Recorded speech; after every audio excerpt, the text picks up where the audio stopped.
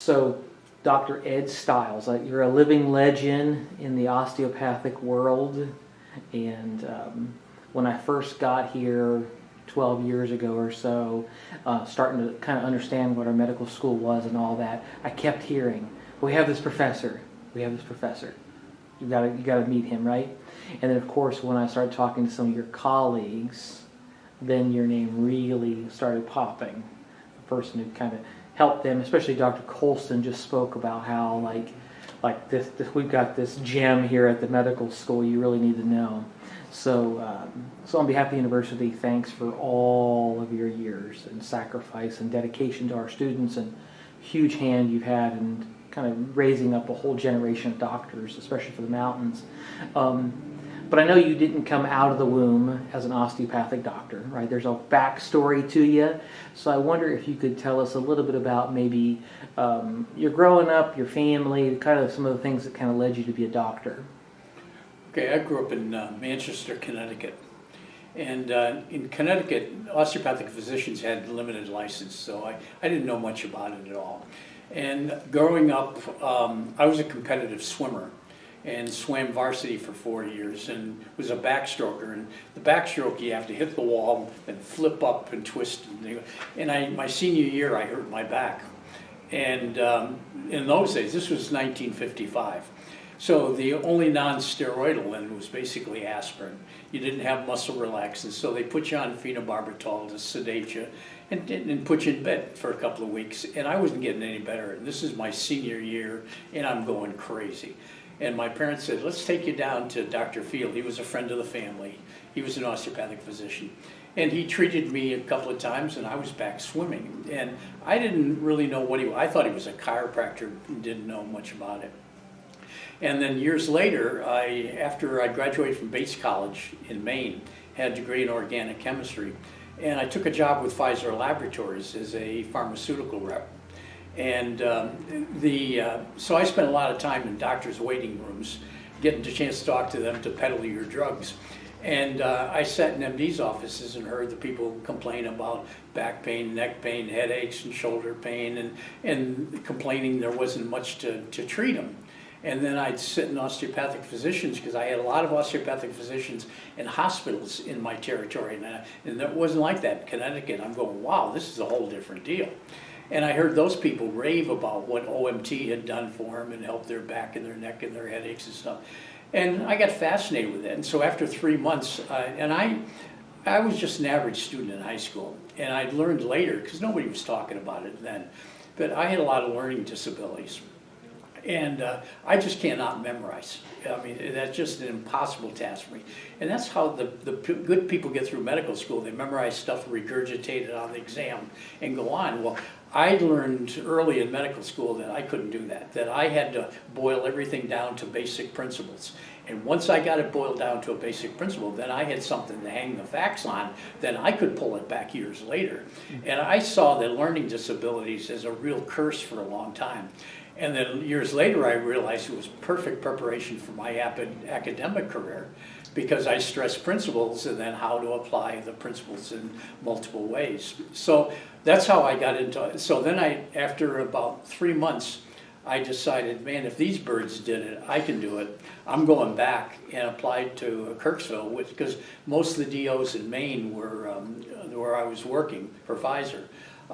Had graduated from Kirksville. So they wrote recommendations and stuff, and I immediately got accepted. And I thought, what have I got to lose? I'm single.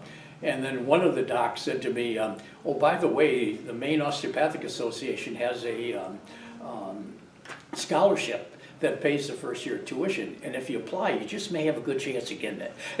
And I got that, and I said, I'm single. I got my first year paid for, basically. What have I got to lose? I'm going to go.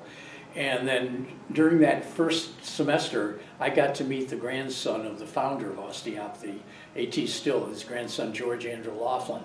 And he just put me on a whole different path and mentored me for 20 years. Wow.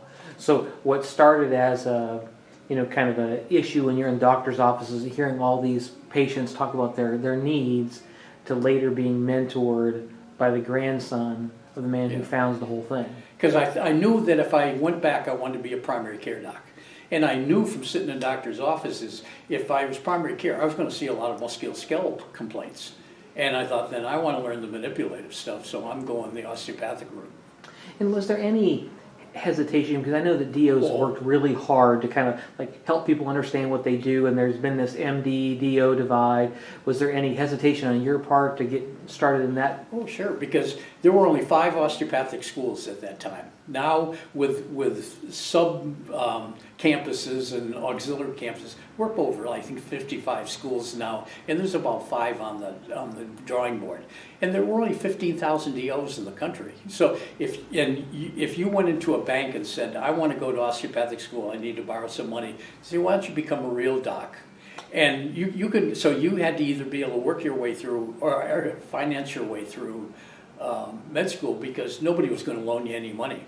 But my second year, the federal government started giving loans to osteopathic students. Wow. So it was a real risk, because there were only 15,000 and nobody knew what it was all about. People, all my friends and parents' friends and everything thought I was crazy. Why don't you go to medical school? And my family doc said, look, I got contacts to the board of Tufts Medical School where I went. I can get you into Tufts. So I said, thanks, but no thanks. From what I've seen sitting in a doctor's office, I want to become a DO. I may come back to you later and say I made a mistake, but no, I think that's the path I got. So it was a real risk. And then during my first year, there was a merger in California between MDs and DOs. And the MDs were trying to do the osteopathic profession in. So what they did is, and I always thought it was fascinating, because they were saying we weren't as well trained and weren't as good docs.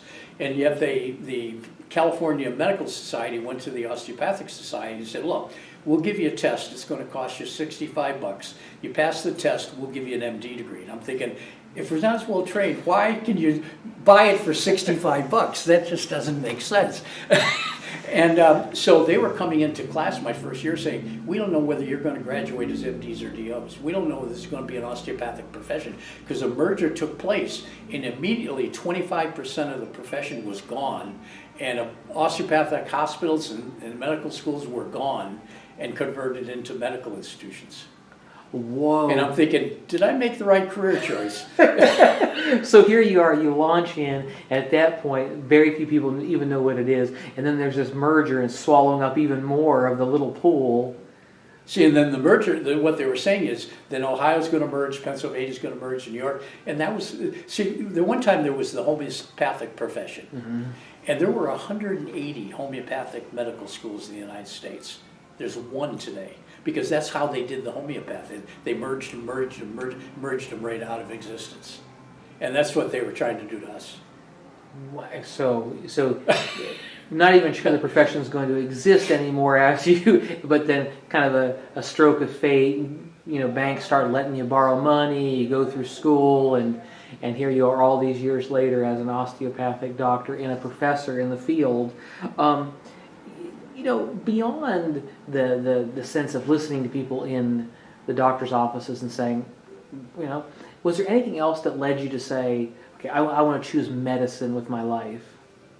Well, I always, you know, when you're young, you always think, I want to be a doctor. But like I said, I was just an average student, and I knew I didn't think I'd ever be able to do it.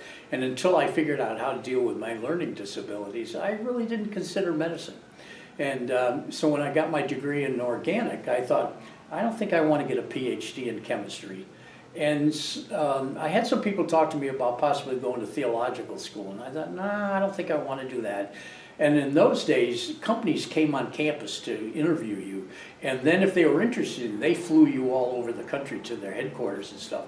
And I did that with a bunch of companies, with Pfizer and Upjohn, and thinking, oh, my senior year, man, I was having a ball.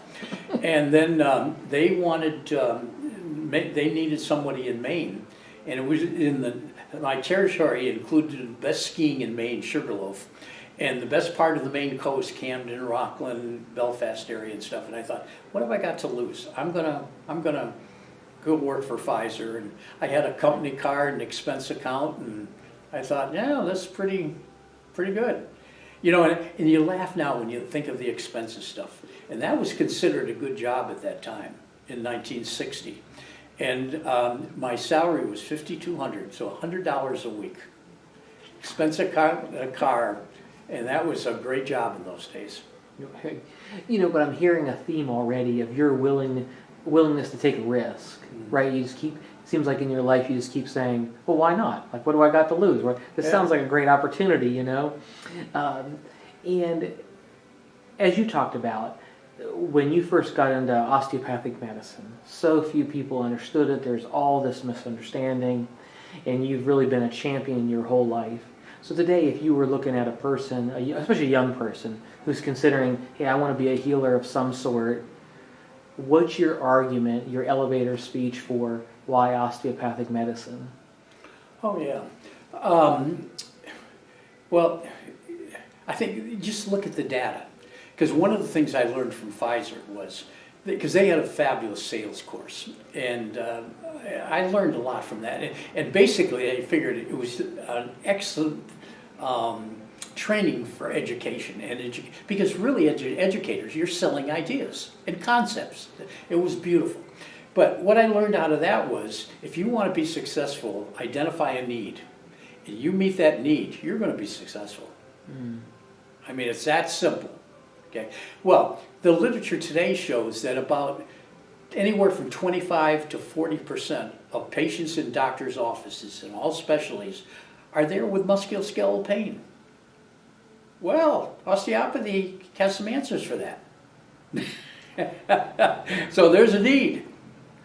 So between 20 to 40% of all patient complaints, patient concerns coming in the doctor's office has to deal with what osteopathic medicine. So musculoskeletal pain, back pain, shoulder pain, neck pain, knee pain, hip pain, headaches. So I figured there's a tremendous demand there.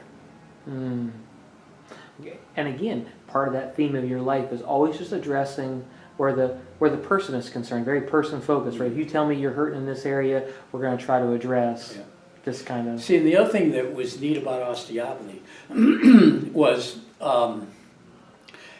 Well, think like 25 years ago, when you were doing interviews for medical school, in an osteopathic school, you couldn't say to a student, if you come in, are you going to be interested in learning how to do OMT and do it? That was considered unethical.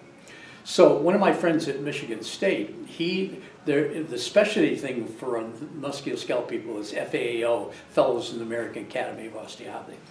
And he did a Briggs-Meyer on all of us, and wanted to see if there were certain characteristics of the people that got interested in the manual medicine thing. And the greatest predictor was a background in music. And when you give a good treatment and treat people out, you get the same feeling inside as playing a good chord progression. It's exactly the same feeling. So the same kind of natural high that comes with, playing a great music or great song is the same thing about manipulation. Yep. Wow. See, and then when I was in school, or in high school, my parents had me do, they try to analyze what you'd be good at. I'm blocking on like a career assessment or something. Yeah. And one of the things they said was I should never do anything mechanical.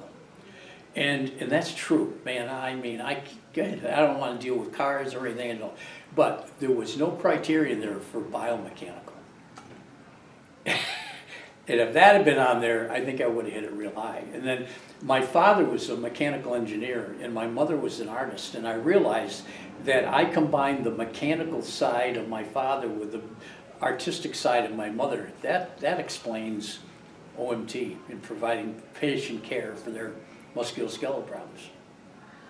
That kind of background of your parents' careers and now kind of show us a little bit of kind of the window into you and your interest in skills and abilities.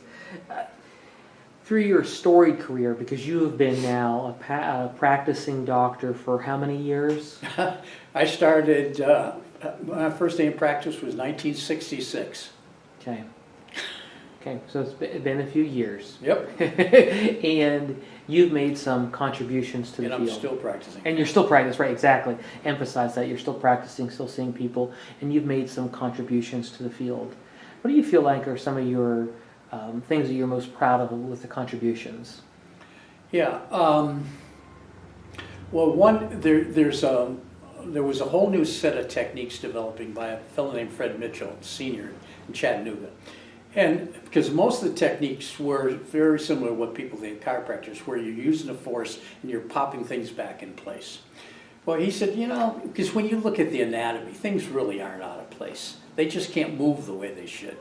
And so he was a mechanical engineer, and he said, why can't you use muscles to reestablish normal motion in a joint? And he called it muscle energy technique, because it was the activating force was a muscle effort. So it was like, he used to describe it as you're functionally changing the origin insertion of a muscle. So if I say biceps contract, my hand comes up to my shoulder. If I hold onto a bar and I say biceps contract, I do a pull-up. It's the same muscle, but it's performing a total different function.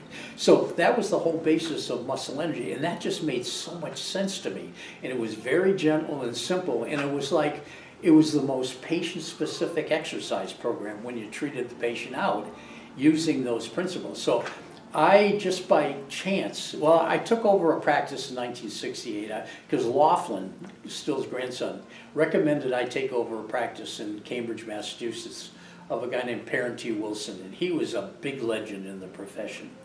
And I ran that practice for 5 years, but during that time, I met this Mitchell, and he invited me into the first, because he was lecturing on the material, but they weren't having practice time, and so nobody was learning his techniques. So somebody went to him and said, Fred, you need to do a 5-day course, call it a tutorial, limit it to 6 people, you choose the 6 people, and if they have 5 days with you, and at the end, the 6th day, they treat patients in front of you to see whether they've learned anything, then they may learn it. So I got invited to be in that first group. And so, and Fred was an interesting guy, because the last night we were cloistered basically in a doctor's home, and for 5 days, and the doctor had neighbors come in and cook and clean and stuff. We ate all our meals. We didn't get out of that house for 5 days. And the last night we went out, and Fred said, I'm really excited. I think you people are beginning to understand what I'm talking about, learn this. And he said, I made the decision coming in on the plane that if you didn't learn it this week, I was never going to talk about it again.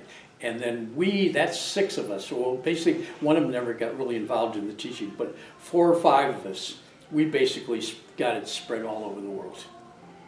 Wow. And now it's one of the biggest techniques in physical therapy, osteopathy. So it came that close to getting lost. So Dr. Mitchell's started talking about this, and your willingness to take the risk to say, I'll sign up for this. I mean, literally cloistered in a doctor's home.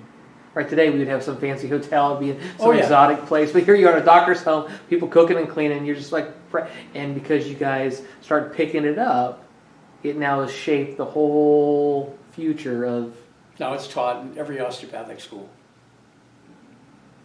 That's pretty amazing to be on that ground level, part of the first elite 5 or 6 of y'all to be in there.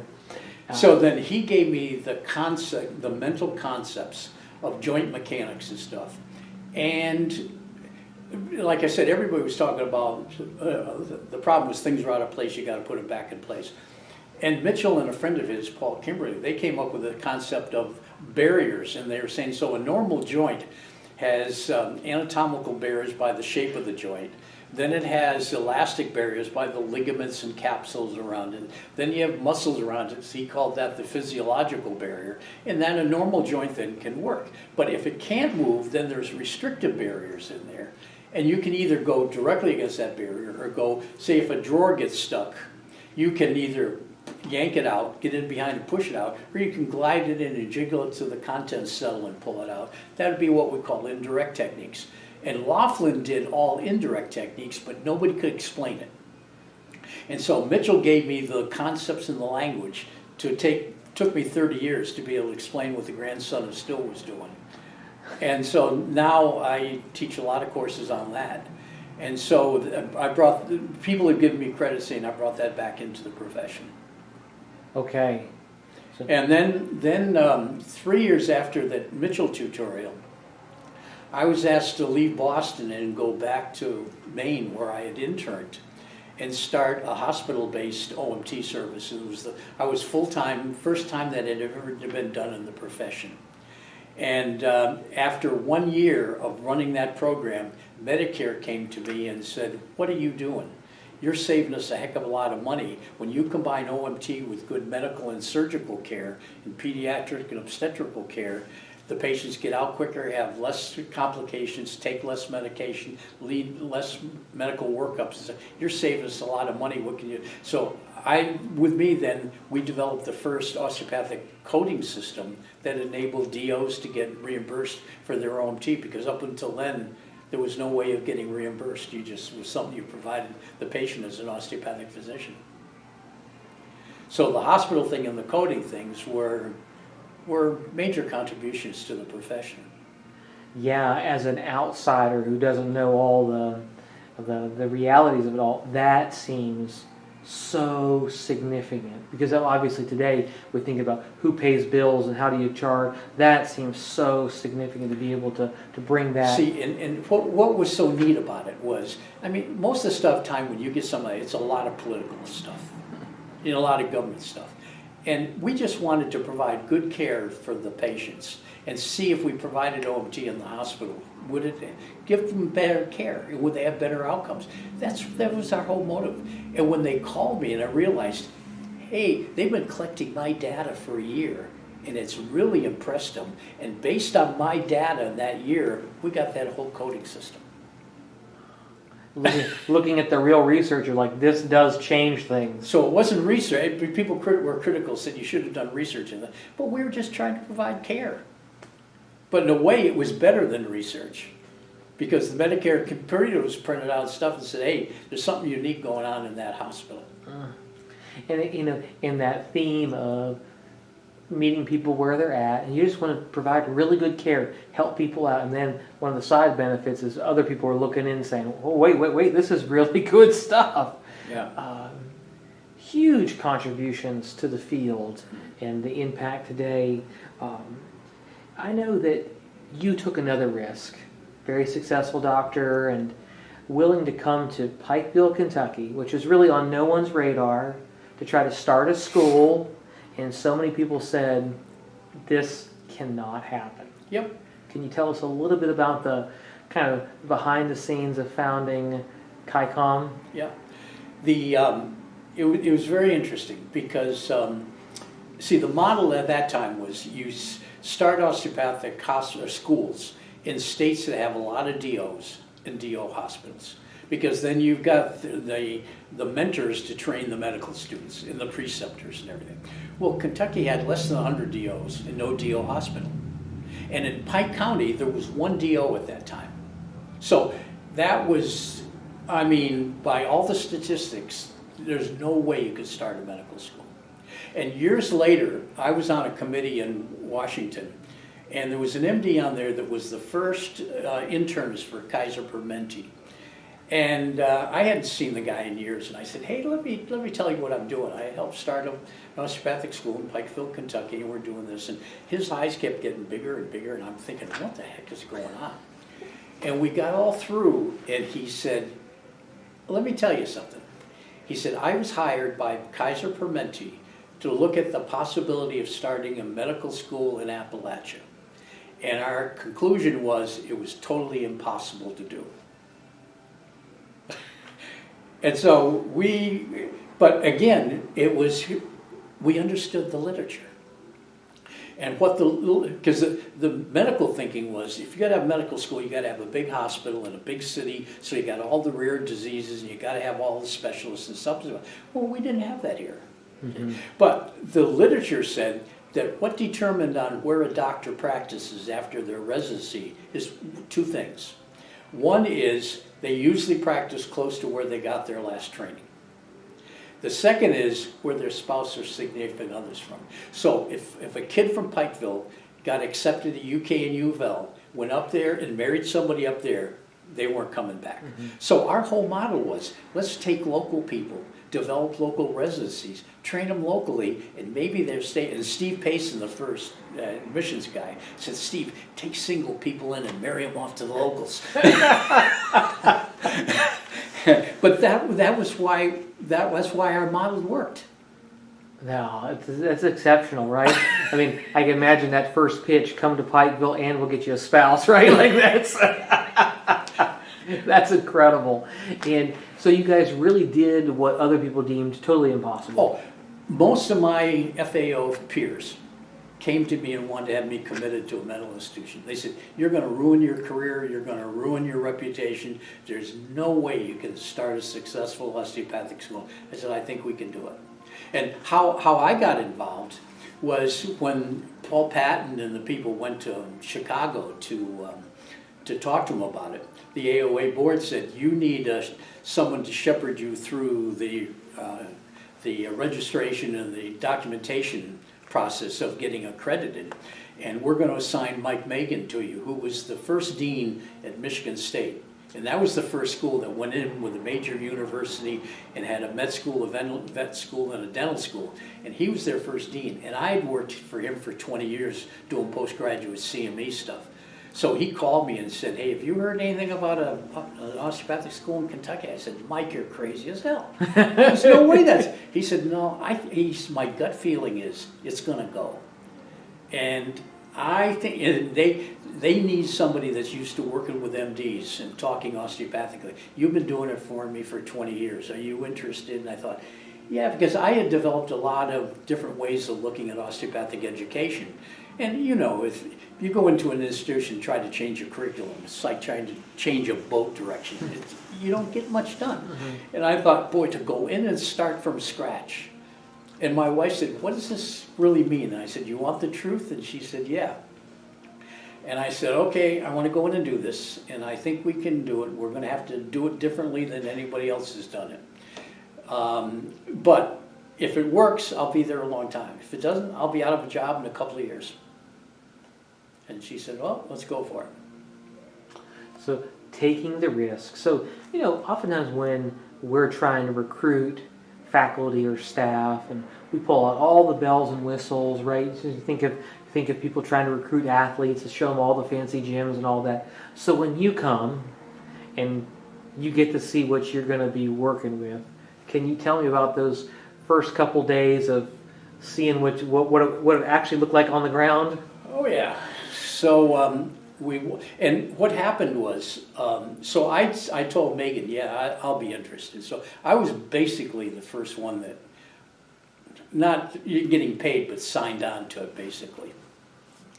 And so then they went through a couple of possible deans that didn't work out. Finally, they got Stroh-Snyder. And so when he was appointed, the AOA convention was in Las Vegas. And I ran into another friend who was on the board, and I said, hey, you're on the board, trustee, you know Stroh-Snyder. He said, yeah. He said, yeah, help me find him. I want to talk to him about Pikeville. He said, you're not thinking about going down there, are you? And I said, yeah. And he said, you're crazy as hell. And we walked around all the parties in Vegas. Finally, we found Stroh. And we met in the middle of a dance floor, and we started talking. We stood there and talked for about 2 hours. And he said, what do you think? And I said, yep, I'm interested. And he said, okay. So we basically came to agreement we're going to work together on a dance floor in Las Vegas. That's an incredible. A lot of things happen on dance floors in Las Vegas, but usually medical school sounding. And what I said to him was, what do you want? And he said, I want to train primary care docs that can compete with any MD.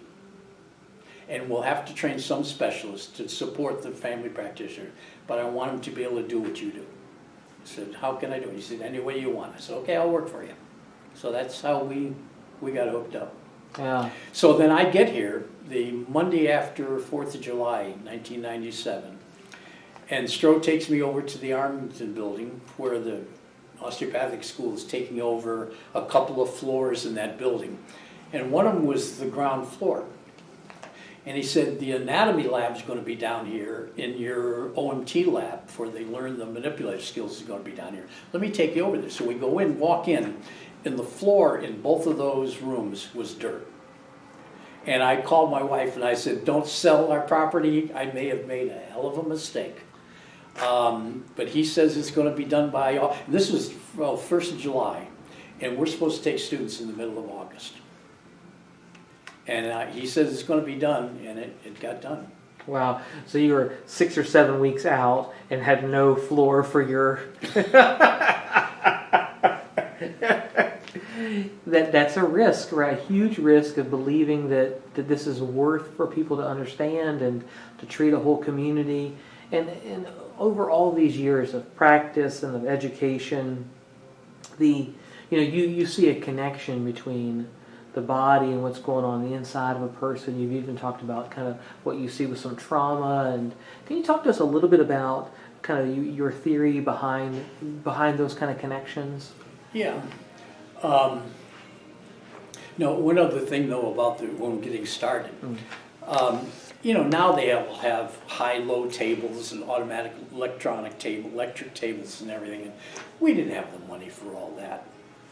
And one day we were walking by the administration building, and there was a bunch of lumber out there because there used to be a stairway that went from the president's office down to the first floor, and they were tearing that out so they could expand the office.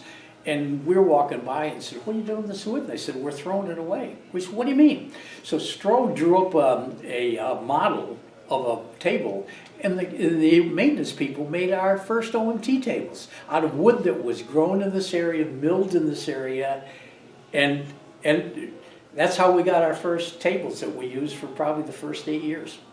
Now that's beautiful. That's incredible. I mean, that's not conventional, but absolutely beautiful. And having that kind of pioneering spirit, but also to say, like, I see an opportunity, right? There's some wood here. These could be tables. We can make this happen.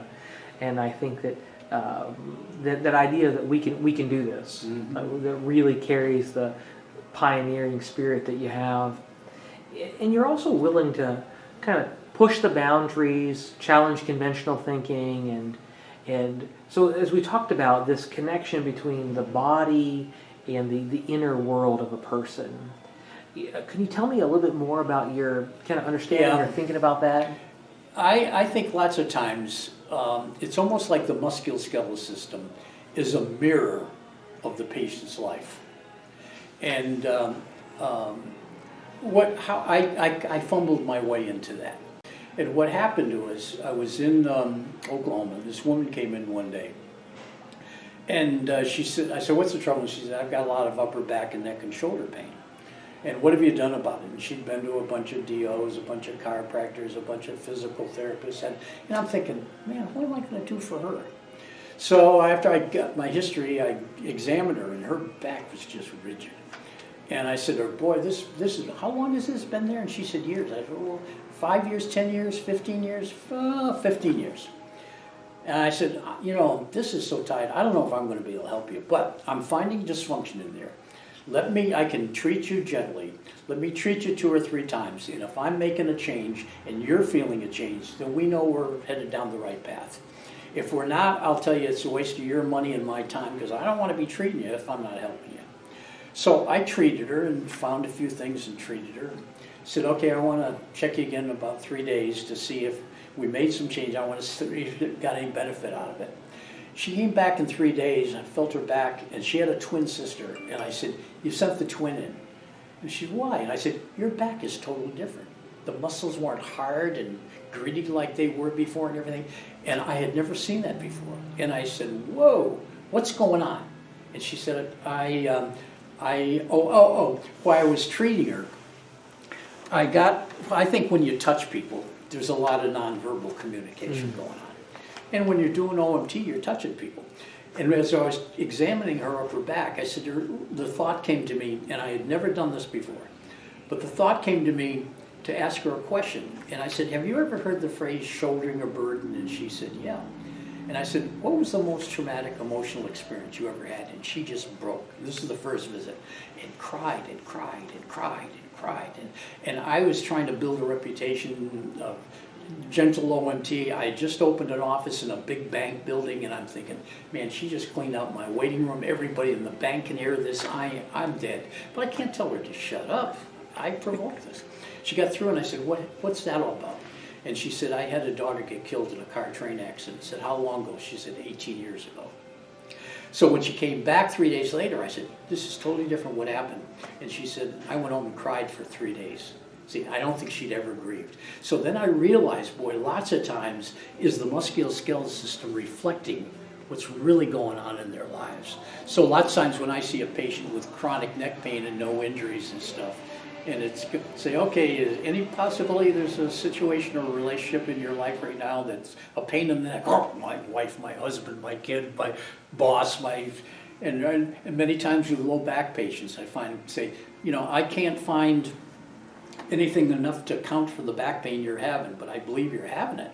But usually when patients have that amount of pain, they've lifted something too heavy or carried something too heavy. You tell me you haven't done that, but is there any possibility you've picked up a heavy load mentally or emotionally? I've had people just break and start crying and then just tell me all sorts of stories about abuse and all sorts of stuff.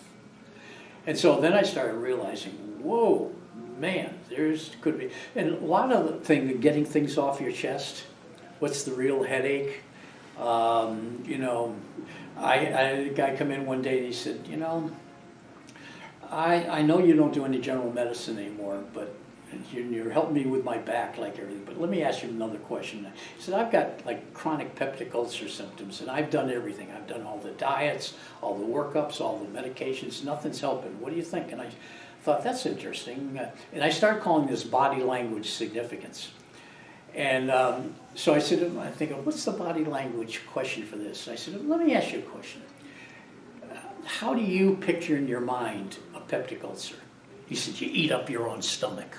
And I thought, boy, that's pretty vivid. I said, what's eating at you? And he was a teacher. He listed about 10 things, big, in relationship to his job. And I said, I'd start dealing with those. As he did, all his GI symptoms cleared up.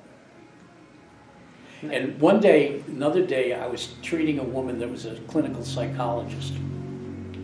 And she was coming in with low back pain, and she had a stack of MRIs. They said she needed surgery, and she was scared to death to have surgery, and she was scared to death of chiropractors. I was a less threat as a DO, and she knew some people that had been to me. So I examined her and did a neurological exam, and I said, look, I can't account for enough mechanical stuff to account for your symptoms. But is there any possibility you've lifted a heavy load mentally and emotionally? She broke and started crying. After about 5 minutes, I said, okay, what was that all about? And she said, I've had 3 major things happen in my life in the last year. And she told me what they were, and they were major. And I said, okay, have you talked to anybody about this? And she said, no. And I said, I'm confused. You're a clinical psychologist. You're in a group of clinical psychologists. You have 3 major things happen to you in a year. You don't talk to anybody. And in 15 minutes, I know your life story. What the heck's going on? She said, one thing is you asked a simple, non-threatening question that connected a bunch of dots. She said, the second thing was you asked me that question while you were examining me and standing behind me, and I could tell you without having to face you. And she said, the third thing is when somebody's touching you, you can't keep your guard up. And I thought, wow, she just gave me an education. So this relationship between the doctor and the patient, you're touching the body, performing manipulation, and just kind of asking some thoughtful, kind questions. They're bringing their concerns to you. Hey, I've got stomach issues, back issues, shoulders are killing me. And you simply start listening, not only to the patient, but you start listening to the patient's body. You said body significance, right? Is that what you said? Body language significance. Body language significance. See, because I had a patient who was a pastoral counselor, and he used to say, if you don't stress out your stresses, if you don't talk out your stresses, your body will act them out. And that was the concept. He gave me that years before that happened, that with that woman. And I thought, boy, what Richard said, that's true. There it is. Her body is acting out, her shouldering that burden. And I saw her for another probably 17 or 18 years off and on. and she never had that chronic upper back and neck pain again. Wow, so once the patient starts really addressing the kind of the things that their body's letting them know about, then it begins to not be a non-issue anymore. It can have a profound effect on it. See, like knee pain, something. See, any possibility? See, and then, because a lot of people that come into for musculoskeletal stuff, their MRIs, X-rays, and everything are normal. Neurological exams normal. Let's say it's all in your head. Okay, and I didn't want people, because I got so mad when this first started coming, because I thought, if I wanted to be a clinical psychologist, I would have become one. But I don't want to do this, but I realized I had to, that I was really getting into something big. And so then I started thinking, how do I present this to patients in a way that they can see that where I'm coming from? So one day, again, the thought came, and I said to a patient, let me run an analogy by you. If you're driving down the road in your car and your oil light comes on, you mean you need oil. You got two options. Stop, put oil in, the light goes out. You can keep driving, burn up your engine. But you can break the bulb, loosen the bulb, cuff the wires, break the switch, the light's going to go up, but you're going to burn up your engine. So let's assume for a minute that maybe that warning light is your body trying to tell you what's going on so you can get the help you need. See, and that changed their whole perspective. Yeah, and I can see how freeing that is, but you're willing to take a risk, right? So you're on this kind of boundary or border of like, man, I kind of feel like I'm a clinical psychologist, right? This is not what I want. And a lot of people shut that down, just say, well, that's not what I'm trained for, that's not what I feel like I'm good at. But throughout your life, you keep kind of leaning into those borders or boundaries and say, well, what do I got to lose, right? This person's presenting this, they're willing to talk about it. And you see this growth or change or development, and your willingness to be able to be open, right, rather than closed. Open seems to be really one of the gifts of your life, is leaning in and finding out all these kind of deep things for people and for the school. And see, and then the other thing was, a lot of the people said, man, I don't want to think about, because what I found is a lot of the questions that, like shouldering burdens and carrying heavy load, a lot of it went back to sexual abuse when they were young. And I didn't realize it, but from my clinical experience, everybody focuses on female sexual abuse. There's an awful lot of male sexual abuse out there. There is a ton. Okay, and so I thought, a lot of people, I thought, yeah, I wouldn't want to work back through that either if I were you. And I'm thinking, but man, I don't see how they're going to do it if they don't go through it. And one day I said to a patient, let me ask you a question. Do you know anything about composting? They said, no. So composting, you take your garbage and you put it on a pile and you put some dirt on it and it becomes the richest soil there is. I said, maybe nature is telling us if we take our garbage and compost it by getting that stuff out, that we can become even better. And I had a lot of drug addicts and alcoholics in my practice and stuff, and they helped me a lot, because they used to say there's several things you can do. Everybody's going to get victimized, but you can either get bitter or better. Or you can become a victim or you can become victorious. So I said to him, maybe you can come out of this far better than you ever thought you could. And I was amazed when I closed my practice to come to here, because I went out one day and I said to my receptionist, are you telling these people what to say when they come in? She said, no, why? And I said, they're all saying the same thing. And she said, what are you talking about? I said, they're all saying, I hate to see you go because you helped me with my back, my neck, my shoulder stuff. But then most of them are saying to me, but the questions you used to ask changed my life. I said, what are you talking about? I said, don't you remember asking me this? No. That changed my life. And I kept hearing that over and over. That's when I realized what a profound effect it was having on my patients. The willingness to be able to ask thoughtful questions. In your life, this I keep hearing this theme of like, you're just curious, right? I'm just kind of throwing this out here. And where do you think that curiosity comes from for you?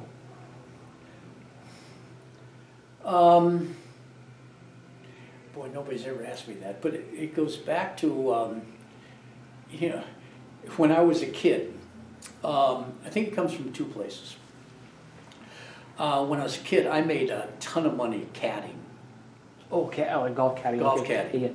And so when you did that, I mean, I caddied for all the best people in our town. So I always had good jobs and stuff I wanted them, and I got to caddy for a lot of big name golfers and stuff. And so whenever they hit a shot differently, they say, "Why did you play that way?" Well, because of this, this, and this, and this. And so, why did you do this? Why did you do that? Then the other thing I was big and young is because I thought I wanted to become a golfer when I was young. Then the other thing I really enjoyed doing, got into early, was sailboat racing. And sailboat racing is very, and I had some unbelievable mentors because we were racing on a lake, and the winds around a lake can be different in different areas of the lake. Well, if you're trying to get to this buoy, my mentors would say, "Now look at somebody's over there barbecuing, and look at the smoke is going in the opposite direction than it is here. You get over there, you're going to be able to get right in." So I think both the golfing and the sailing increased my creativity and asking questions and being observant of what was going on around me, and then saying, okay, how can we get the student? And another one of my osteopathic mentors used to say to me, learn the principles, the basic principles, then get them to work for you, then you can work smart and don't have to work hard. Yeah, learning the principles, right? And I think this idea of really being observant, but just paying close attention, and then the questions arise from that. So after almost 50 years of practice, right, you've learned so much. Is there one thing that you would, if you could put your arm around your self who's just starting medical school, if you could put your arm around that self, is there one thing that you wish you could now tell that young self? No, I think I had to go through the process. I really think I did. I think I'd like to have sped it up sometimes, but no, I think it just takes time. And I think I was so fortunate that the mentor showed up at the right time to get me to the next stage and the next stage and the next stage, and ask challenging questions or things, and made me think things through differently. And so I pretty much would do, if I said I could would I want to redo my career or do it a different way, I think I'd pretty much say, I think I pretty much would want to do it the way I went through it. Oh, wow. So last question. You've had a hand in training so many doctors, from, the clinic time to the classroom to, if we start making a list, we wouldn't be able to make a list of all the doctors you've trained. And I've trained a lot of MDs, okay, both in the United States and in Europe. Wow. So you've trained these MDs, and you've seen changes in students and doctors and after all these years, right? What is your hope now when you see a young person who's getting ready to start their practice or get out there? What's your hope for them as a doctor? Yeah, what I always just say to the residents, and I say to the students every day, basically, said the attitude I want you to have when you walk into that room with a patient is, the expert in the room is not you, it's the patient's body. And let it guide you. Don't try to superimpose what you think it needs, because that may not be right. But let the body guide you as to finding out what's really going on in that patient and what they need, and learn the principles and learn how to apply things in multiple different ways, because the other thing I always say to them, patients' bodies haven't read the book. And it can do anything it wants. And get ready for it. Because I see so many physicians are trained to think bing, bing, bing, bing, bing, bing, bing, in models and this and that. But then, boy, that patient that comes in, if they haven't been taught to problem solve, they're not going to be able to help that patient. So the patients that are lots of times top in the class and memorizing can regurgitate this stuff, boy, when they get into the clinical and a patient comes in and doesn't match all this stuff, man, they don't know what to do. Well, there's a real humility about you in your life. That's where it comes from. Because if I do a consult at the hospital, I walk in with fear and trembling, because I hope they have somatic dysfunction, mechanical dysfunction, I hope it's playing a role in their clinical picture, and I hope it's reversible and correctable. If it is, I'm going to look great. If it isn't, I'm going to look like a jerk.